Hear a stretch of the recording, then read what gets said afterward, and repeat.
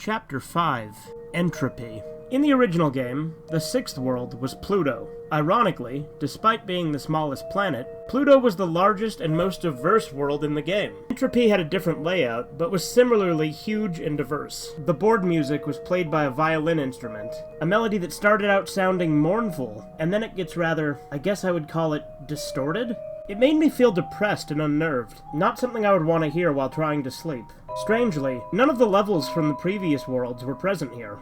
Instead, there were 8 brand new icons. The bosses were Megalon, Batra, and Mechagodzilla. As usual, the first thing I did was go to the quiz level for another interrogation from Face. But when I got there, I noticed something different. Instead of the usual goofy Ghidorah music, it was the password theme. The music change seemed to be intentional, because after the first 2 questions at the start, the quiz started to take on a darker tone. Quiz 3, question 1. Do you like ice cream? Answer yes. Reaction, weird face number 1. Question 2. Do you like clowns? Answer yes. Reaction, weird face number 10. Question 3. Is time slipping through your fingers? Answer yes. Reaction, weird face number 2. Do you have any regrets? Answer yes. Reaction, hurt. Question 5. Do some people deserve to die? Answer no. Reaction, weird face number 3. Question 6. Is it safe to go out at night? Answer yes. Reaction, weird face number 5. Question 7. Do you find it hard to sleep at night? Answer yes. Reaction, weird face number 9. Question 8.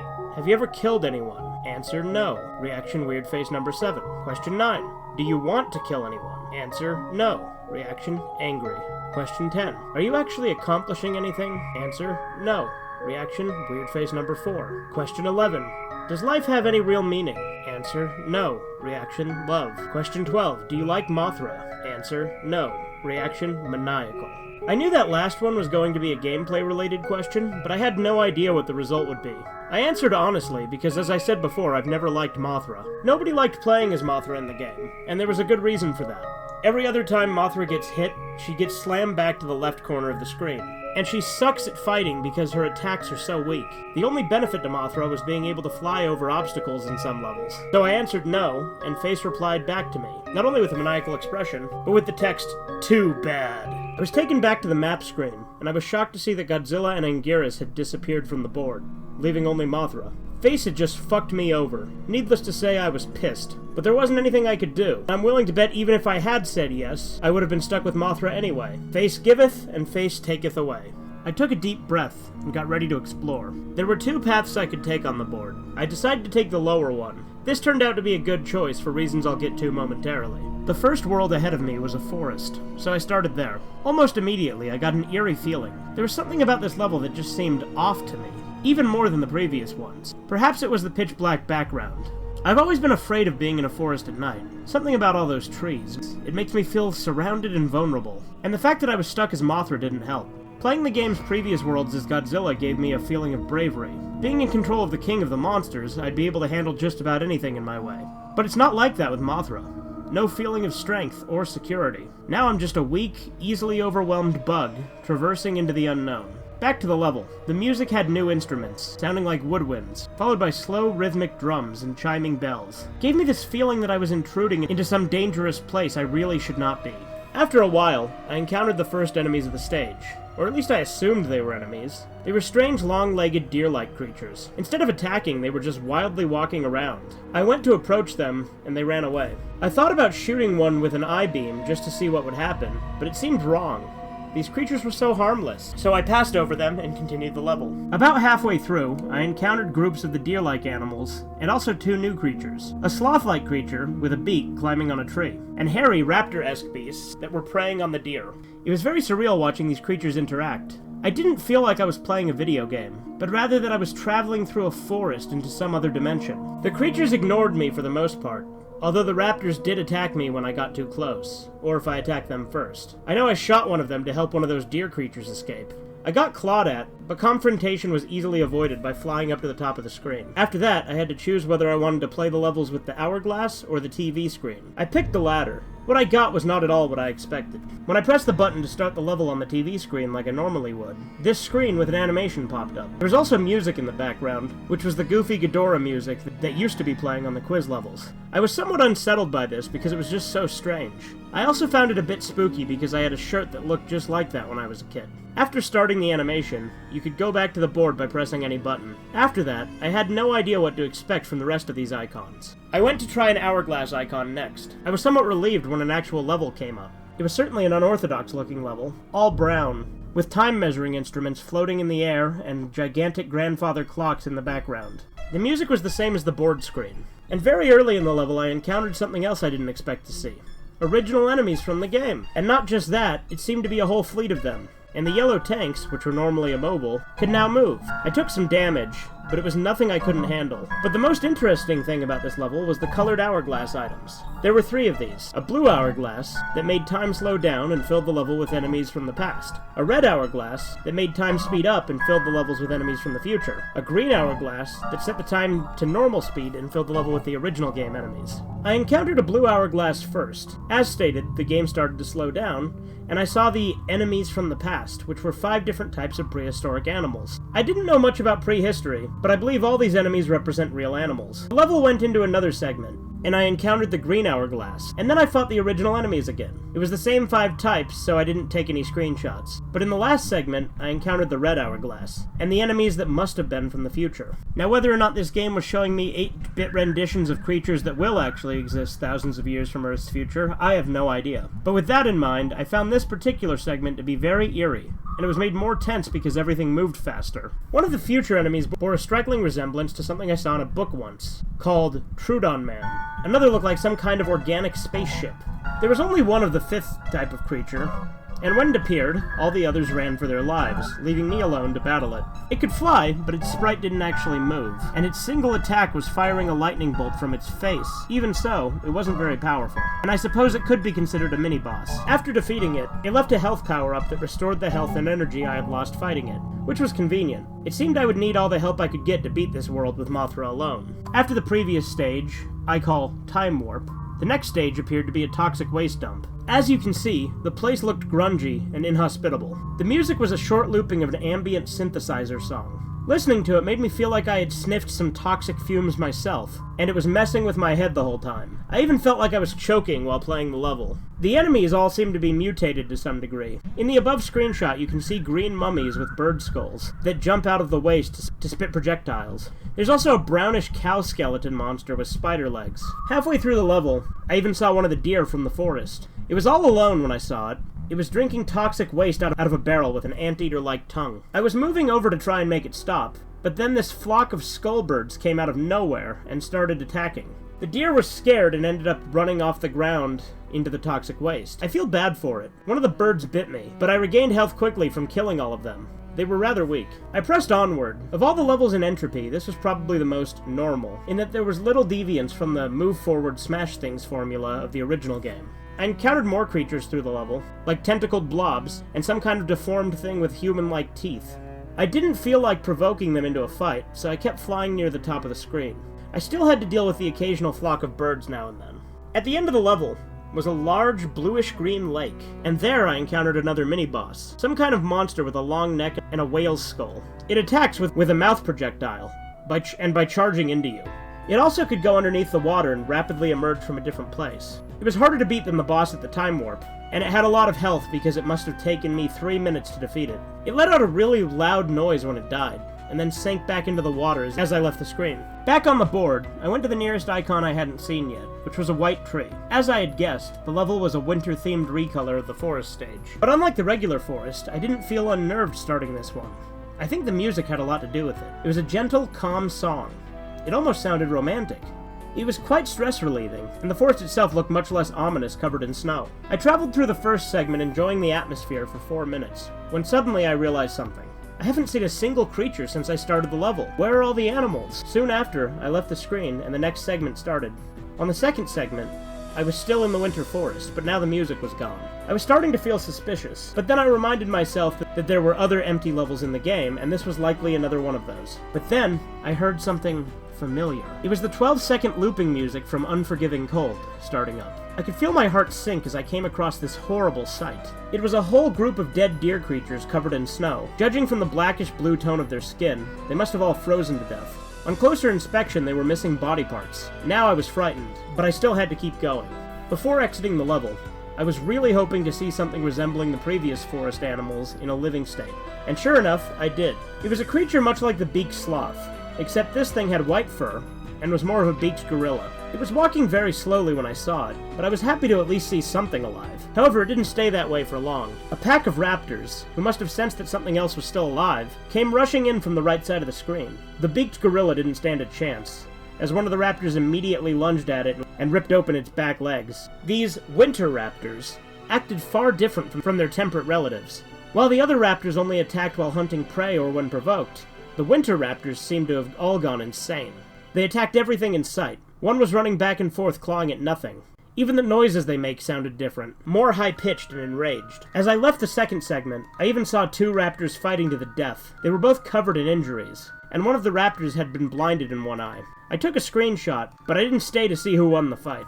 I only had to get through one more segment before I could go back to the board screen. But in this segment, I was no longer in the winter forest, but instead a very empty grassy plain, with a bright gray moon in the sky. The pleasant music of the Winter Forest Part 1 had returned, and immediately I started to feel dread. This is going to sound crazy, but it's the absolute truth. The game made this level from one of my memories. After a long stretch of nothing, I reached a lake, and then the moon moved down from the sky and began to hatch like an egg. When it did, a curled-up humanoid figure fell into the lake as the moon halves quickly disintegrated. I heard a splash when it hit the water, then a moment of silence. Then the screen began to shake, and a new creature emerged from the water. And thus I was introduced to a monster I call the Moon Beast. This was the only screenshot I took, as I was focusing all my concentration on winning the fight. And it was the most difficult fight yet, stronger than any of the previous bosses. This creature would have been hard to take down with Godzilla, and with Mothra it seemed nearly impossible. I suppose I would consider myself fortunate that the beast lacked any attacks like Gigan's Saw, because if it had, I would never have won this. I barely had 3 bars of health when I finally killed this abomination. But what happened afterward is hardly what I would call a reward.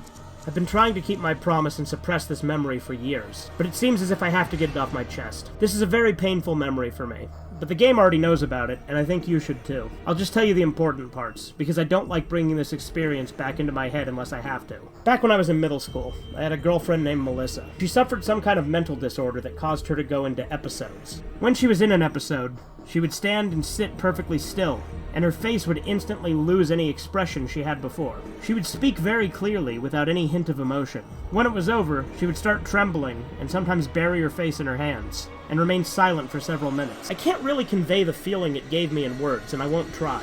You have to see this in person to understand. But despite this, she was a very kind person, and I cared about her dearly. We liked to hang out in a field at night and look at the stars. But one night, she didn't say anything to me at all, and just stared directly at the moon, trembling. I tried to talk to her, but she suddenly sprung up and ran right into traffic. I tried to stop her, but I was too late. She got hit by a truck and was killed that night. I looked her right in the eyes when the wheels went over her neck. The sight always haunted me. I know that this game knows about this because after I defeated the Moon Beast, this happened. After that, the game went back to the board screen. It was all I could do to not burst out screaming, and my hands were shaking so bad I could barely hold the controller. I knew the game was going to test me if I kept playing. I had no idea that it would go this far, or that it was even capable of doing what it just did. I could feel my brain going haywire, and I asked myself, did the game just read my mind? That didn't seem possible, but what other explanation was there? It was then that I could no longer deny what now seemed obvious. This game is alive, and not only that, it can establish some kind of mental connection with the player. And yet, I couldn't convince myself to stop playing. I don't know if it was the game messing with my mind, or just my stubborn curiosity. But even with the previous revelation, I really wanted to get to the end. Even more than I did before I beat Dementia. Terrifying as it might be, even dangerous, I knew that if I quit playing, I would never be able to stop thinking about it. If I tried to restart the game, it might go back to being normal again. How many people get a chance to witness something like this firsthand, let alone be able to take screenshots of the whole thing? Fucked up as it was, this was an experience of a lifetime. But even so, I couldn't take any chances with my health. I had the TV remote right next to me, ready to turn the TV off in case I felt I was in actual danger. And if that didn't work, I would pull the plug out of the wall, or just run out of the room. Surely that would be enough. Whatever powers this game has, it seemed to be confined to what it can show on the TV, and whatever this mental connection could do. The latter was what worried me. I still didn't know what I was dealing with, so I wasn't about to underestimate it. I took a break for a few minutes to calm my nerves, and then it was back to the game. Speaking of TVs, there was a TV screen icon right below the white forest I had just left, and because the first animation was so bizarre, I figured I'd try out another one to see what happens. Although I expected the same animation, I actually got a different one. Weird. The music in this one was the Neptune board music. Fitting, I suppose, since it was a fishman and all. I can't help but wonder what the point of these things are. There was one more TV screen icon, so I figured it must have a unique animation of its own. I was going to make sure to see what it was before I left Entropy. But then it was time for another level. The gold brick was the closest thing. So I went to that and started up the gold labyrinth level. My health and power were refilled. Not sure how or why, but I was glad to not be heading into the unknown nearly dead. I also noticed that my Mothra sprite had shrunk to half its original size. The music was a slow, ominous drum beat, with female vocals kicking in about a minute into it. Quite haunting.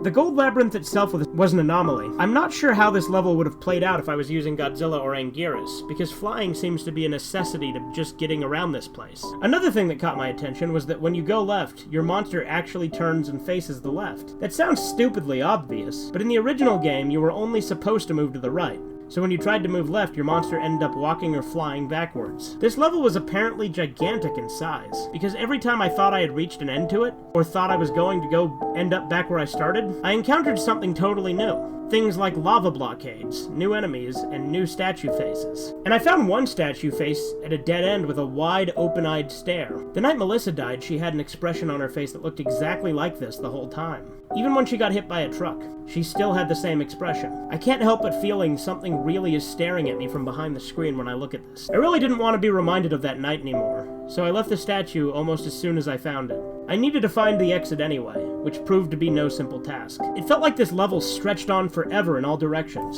I must have wandered around the level for at least 15 minutes before I finally saw something. It was a creature that wasn't gold, seemingly the only one of its kind in the level, lacking any kind of hover ability like the other creatures. It just walked back and forth on a platform. But it wasn't long after I found that a flying machine swooped down and grabbed it, and then flew off with it. The machine apparently had not seen me, so I decided to follow it, to see where it was taking the creature. The machine stopped at a room with a large cauldron-like object in the center. The machine hovered over the cauldron and dropped the creature into it. The creature emerged from a hole in the cauldron's side, now adorned with the same gold color as everything else. The machine flew off. I'm not really sure what to make of this, but I'm glad I came upon it, because I found the exit soon after. When I got back to the board, I realized that the bosses hadn't moved at all. A bit odd, but it didn't bother me. It made planning my route through Entropy easier. There were still 2 new icons to explore, the Indigo Cliffs and a black version of the Labyrinth. Since there were only 3 black Labyrinth icons, which were surrounded by bosses, I played the Indigo Cliffs first. It was a lot like the blue and green mountain stages. The level graphics had the same shredded look to it. There's also a recolor of the clouds and moon from the toxic waste dump. The music, if you can call it that, was merely a deep rumbling noise. One of the first things I encountered were these multicolored creatures with big heads emerging from a small cave in the ground. They all made a synchronized shaking sound. Then they walked to the right, in a group after emerging from the cave, ignoring me. Having no other way to go, I followed them on their route. More and more emerged from the cave, until the group had about 100 creatures. Eventually, the pathway ended in a cliff. I was shocked to see that upon reaching the cliff, all the creatures began jumping off into the abyss. I've seen enemies walk off cliffs before, but I've never seen NPCs commit mass suicide like this. Very unsettling way to start off a level. I continued on, flying over various strange animals like the one shown here. Another group of multicolored bobbleheads was jumping up and down, only to be snatched up by large birds, which I'm fairly certain are sprite versions of the giant condor from Godzilla vs. the Sea Monster. I defeated some of the condors in battle, but it bothered me that these bobbleheads seemed to be so eager to die. If the game itself is alive, perhaps the creatures in these levels are also alive. And some had very unhappy lives if this behavior is any indication. But what provokes them to do this? In the back of my mind, I almost suspect that the glowing moon in the sky is the reason. At the end of the level, I saw yet another group of bobbleheads, marching up to a large monster and being devoured. This was starting to disgust me, so acting on impulse, I fired I-beams at both the monster and the bobbleheads. I destroyed the cave. The monster became angry, and ran through the remaining bobbleheads to fight me. Although it lacked any ranged attacks, it was relentless, but it was no match for me. I was in the home stretch now, up to the bosses. My plan was to go through Batra first, then Megalon. After that, I would watch the last TV screen, play the Black Labyrinth level before fighting Mechagodzilla. And lastly, going through the chase with the Hell Beast. I was curious to see if it would be in a new form again. But first things first, time to beat up Batra. As I expected, he started off in his larval form. The music was Varen's battle theme. Whenever the game puts in a new Godzilla kaiju with more than one form, the other form always shows up. For a game that's otherwise inexplicable, it's rather startling that in its consistency and accuracy with the new kaiju bosses. During the fight, I noticed that Mothra's combat capabilities have been altered in my favor. The I-beams did 2 times as much damage as they originally did. Now they were as strong as Godzilla's punches. The poison powder was similarly improved. It also did this nice thing where it would actually hit an enemy when you used it. In the original game, even though Mothra could fly, she was unable to fly over an opponent. You would get knocked back the same way as if you just ran straight into them, which was extremely annoying. But not anymore. I could change direction and fly around, which was a big help because fighting Imago Batra is much like fighting a clone Mothra, although Batra is distinctly faster and stronger. No longer impeded by its slow-moving larval form, Imago Batra was a fearsome opponent. Although it lacked the horn lightning, it had a new, more powerful I-beam. Batra could change direction just like I could, so this battle involved a lot of flipping and flying around. It was pretty damn fun, to be honest. So after defeating Batra, I was excited to see what Megalon would be like. But first I went through another Indigo Cliffs level, and shot through a lot of creatures to get health power-ups. So, about Megalon. His music was Gigan's theme. Makes sense since Gigan was his battle partner in Megalon's one, and so far only, film appearance. He was a lot like Magura, but faster, and with more weapons. He'd start out charging off his drills. I liked to fly back and forth around him, which seemed to really annoy him. After a few seconds, he'd step back, turn around, and start spitting out grenades. Those were a pain, because they'd bounce when they hit the ground. Lastly, he started spamming his lightning beam. It only went straight forward, so it was easy to duck under, and then shoot him with I-beams. Overall, I'd describe him as strong, persistent, but dumb. I was now nearing the end of Entropy. I had just taken down Megalon, and I started up the last TV screen, to see what I'd get this time. The result was unpleasant. The music for this gruesome scene was the password theme. I couldn't figure out why this animation was so sinister and violent in comparison to the other two. The whole game seemed to be growing more malevolent. As I went on to finish Entropy, I began to feel drained. It's hard to describe, like I had suddenly become tired when I wasn't before. Most likely it was just the tension from all that had happened in this game getting to me, but who knows. The last level type on Entropy was what I call the Shadow Labyrinth. The scenery was recolored from gold to black. The music was an evil ambience, similar to Unforgiving Cold, but distinctly different. The music was my first sign that this level was going to be distressing. I started to travel through the maze about a minute, and I noticed that there weren't any creatures hovering around. It was an odd transition from the Gold Labyrinth, which was overrun with creatures, to this level, which had nothing at all. But then this might be a good thing. Maybe there wouldn't be any obstacles, and I could get through the level with ease. Then the screen went dark, and immediately I snapped out of my daze from a few seconds earlier. Everything had darkened so much that the only thing I could see was the Mothra sprite. I couldn't tell where I was going, and I ended up frantically running into walls. I heard a noise, the sound of a crowd running through a hallway. And along with the running came the roars. Loud roaring sounds, which I would describe as something like a rabid dog the size of an elephant, screaming with fury. And I could tell that whatever was making this noise, there were lots of them. I knew there was something there. It wasn't until I did some screen cap editing that I got to see what my pursuers looked like. But at the time, I couldn't see where they were, or where I was going.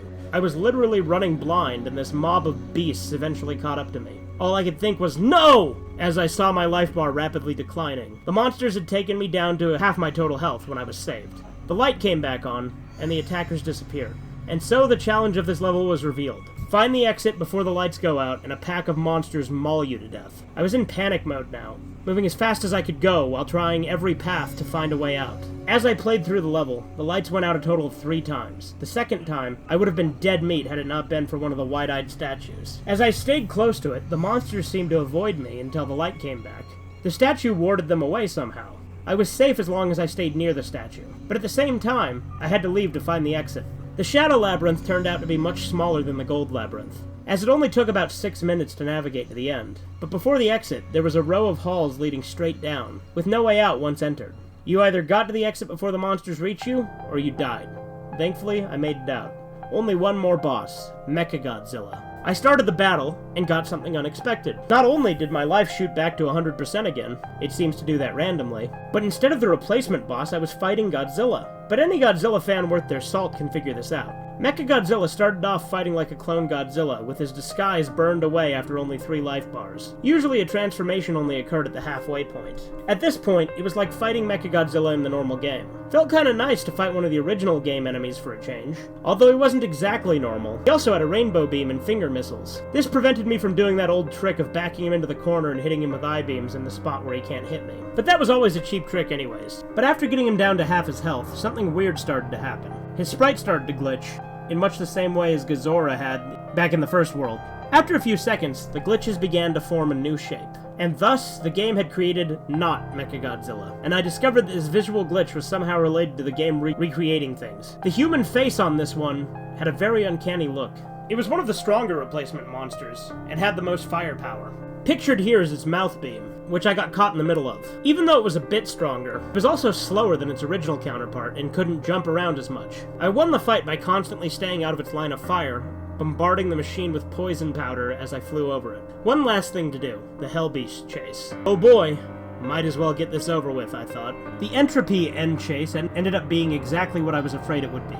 A labyrinth level. All the other chases, although difficult, were extremely straightforward. You just had to run right and not get touched. But this took all the simplicity out of it. There was no telling how big this labyrinth would be, or where the exit was. And now, not only did I have to constantly backtrack to find my way out, I also had to avoid getting one hit killed by the red monster. And for those first 30 seconds, it didn't show up, but I knew it would. And as I started picking up the pace, I heard a loud flapping noise. And there it was, in a flying form. It flew with bat-like wings, and was as fast and relentless as ever. For reasons already stated, this was probably the most nerve-wracking of all the end chases. And as such, I had to keep my focus on the game, and not taking screen caps. However, I did take one of the red monster doing something I found very interesting. I had managed to lose it by going through a different path than it had apparently expected, and it was blocked from attacking me by one of the organic walls in the red labyrinth, or so I thought. It tried clawing its way through the wall for a second before opening up its mouth and tearing the wall apart with the intestine jaws. But those brief milliseconds that the monster was held back might have been the key to me finding the exit. The path to the exit was long and complex, but from what I remember, I went up and then back towards the left. I'm still not sure why I chose that particular way, just a lucky hunch, I suppose. I was sweating profusely, but my luck had saved me yet again. I hoped that it wouldn't run out before I finished the game. There were only 2 more worlds to go. Next was the penultimate world, called Extus.